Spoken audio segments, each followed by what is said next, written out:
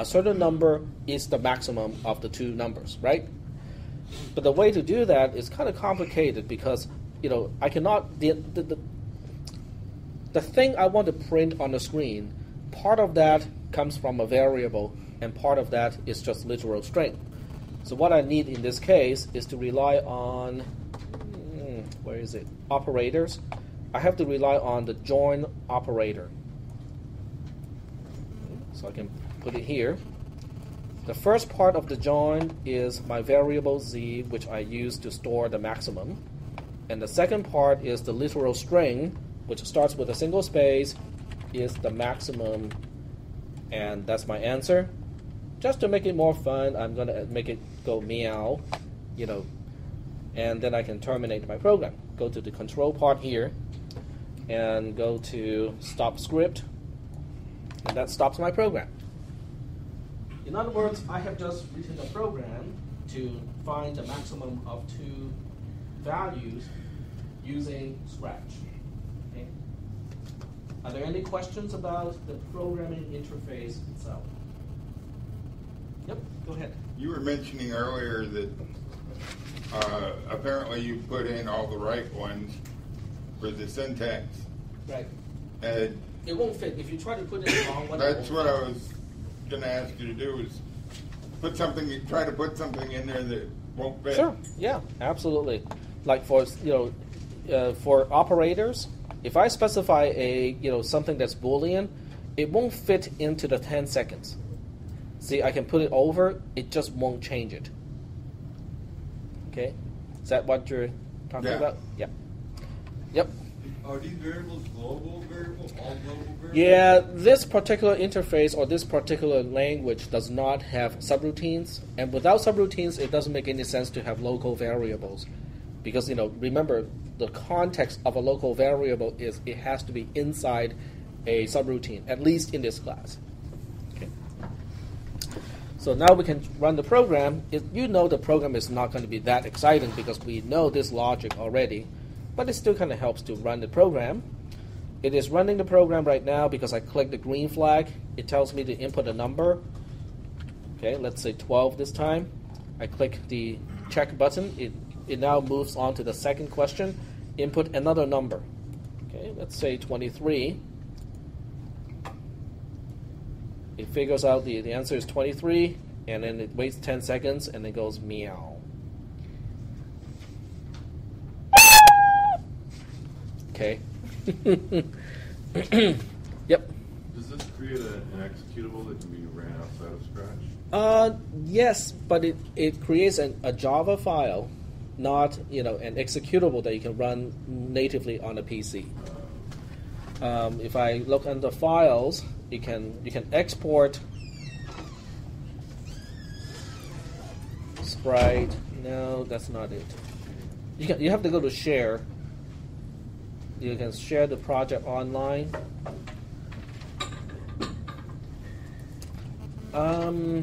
Yeah, it doesn't have an easy way to do it. But once you share, you can go to the website. Once you become a registered user of the website, you can export your project to the website. Okay. And the website looks like this. Let me just show you what this website looks like. This is the website, and this is the installation page. This is the home page. The home page looks like this, and different people have contributed. It's kind of like YouTube, except you're not uploading a video clip. You're actually uploading an entire program in this case. And we have Stackman as a game. You need to have Java installed to run it, and I think I have Java installed here. Yep, it's loading just fine. And this is somebody else's program. They have uploaded it, to the interface here. And the game is actually running at this point. I press H. It shows the help not long enough. Okay, space to lay down board sideways, Z to stand boards upward, up to jump, down to crawl, right left for left right movement. Now that's kind of confusing because the way it's written seems to suggest if you press the right key it goes left, and if you press the left key it goes right. M to restart the level, and so on. Okay, press H. So I can move it, I can make it jump, I can make it crawl, and I can make it lay it on the board. So I guess the idea is how to get from here to the other part. And how do I put a board sideways?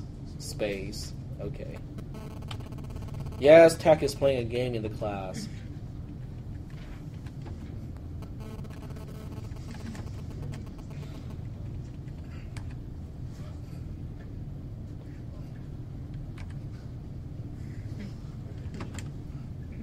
Okay. Can I double jump? No, I cannot double jump, I'm waiting for the bunny ears,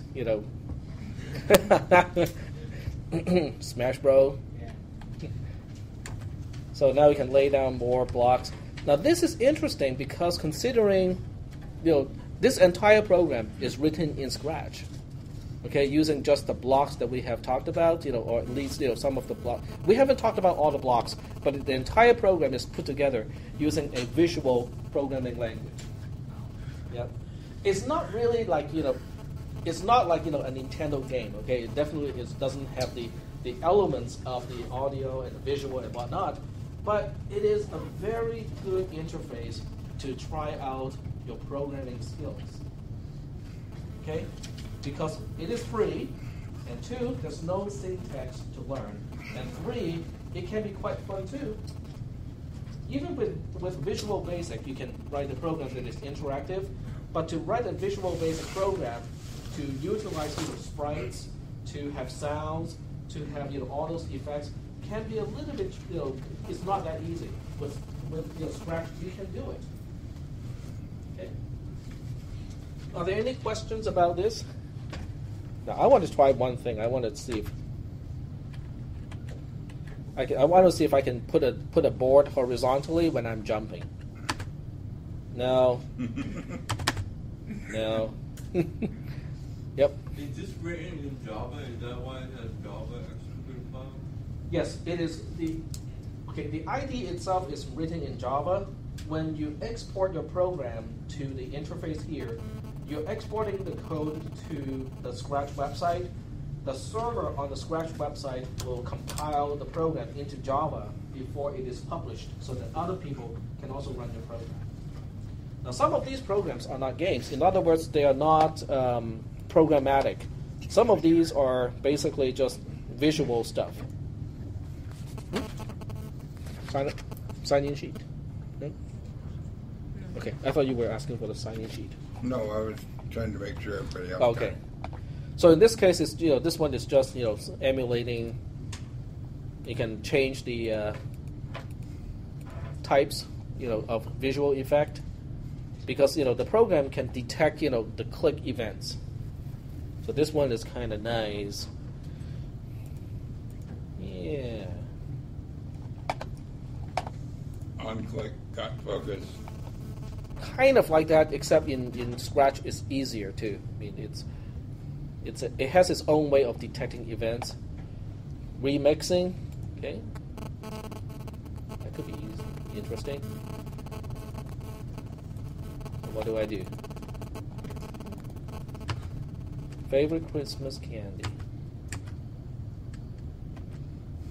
I'm just pressing the space key here.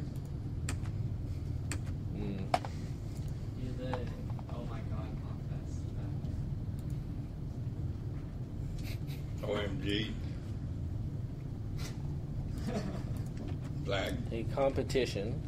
That's right. Be surprised. Stick figure for object. What is it? Object. It's a texting kind of thing. It's a 08 jacked T. This is username. Okay. Serving another great blah blah blah. I mean, a great competition is your chance to be in one of Objects games as a playable character.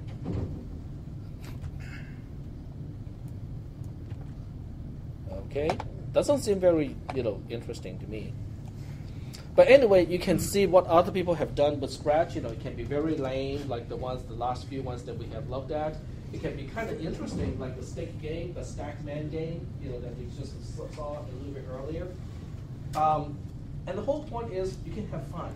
Okay, this is definitely not designed for serious programming. It's definitely just for experimenting with different things.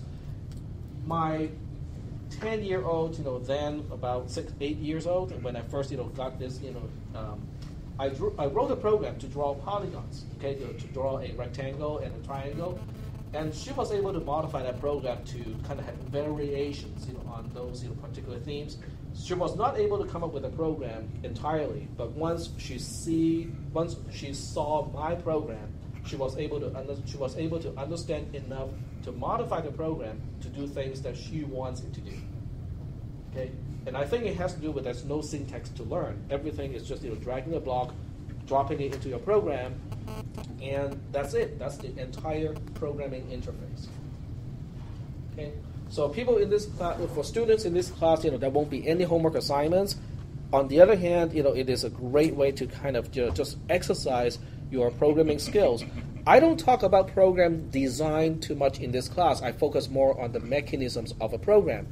If you want to practice designing a specific algorithm, this is not a bad way to go. Okay, this is not a bad way to experiment with a program just to see whether you can put something together really quick. Okay, any questions? Any questions about? Yep. Mm-hmm. I was just wondering, off the subject, but on the topics that we've been covering, are we going to functions that return values and return values? Have we done those? I do not think so. That will be your next homework assignment. Yep. So let's go back to talk about the more serious and dry stuff here. So I'm going to take this out.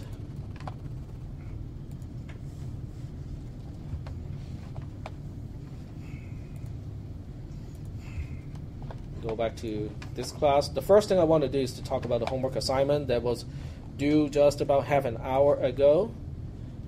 And then we can move on and talk about the return value thing. Okay. I thought it was due. It was due. 2200 tonight. What? No. It's 10:30. It's due right before the class meets. Oh well. All my homework assignments has been due before the class meets because I don't want people to miss the class because they're busy doing a homework assignment. Okay. That's what you get for doing things at 2 o'clock in the morning.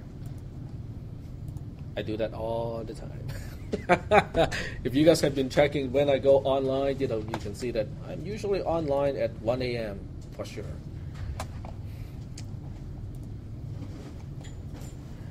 Okay, so let me save this into today's folder. So this way we have a copy of the solution at the end of the class. You can also see that, the system is a whole lot more reactive now. It's a whole lot more responsive because I changed the 16 gig, compact flash card. Now it's very zippy. Once again, do not buy from the Patriot brand of flash cards. All right, let's take a look at this algorithm. This is the one. This is your homework assignment. So we want to see what it actually does and how it does it. What the trace should look like in this case. So even if I don't grade it right away, you should know the actual solution. What the program is supposed to do and what the trace should look like. This is the trace, or this is the setup or the template of the trace. We don't need anything else because there are no conditional statements, and therefore the comments line is not there. We start execution on line 14 because line 14 is the first line that is outside of the definition of a subroutine. It initializes the global variable w to 10. Then we move on to line 15. It invokes relay. And relay is invoking with two parameters. The first thing we have to do is to remember where we are supposed to go back to, which we use return line number and not return info.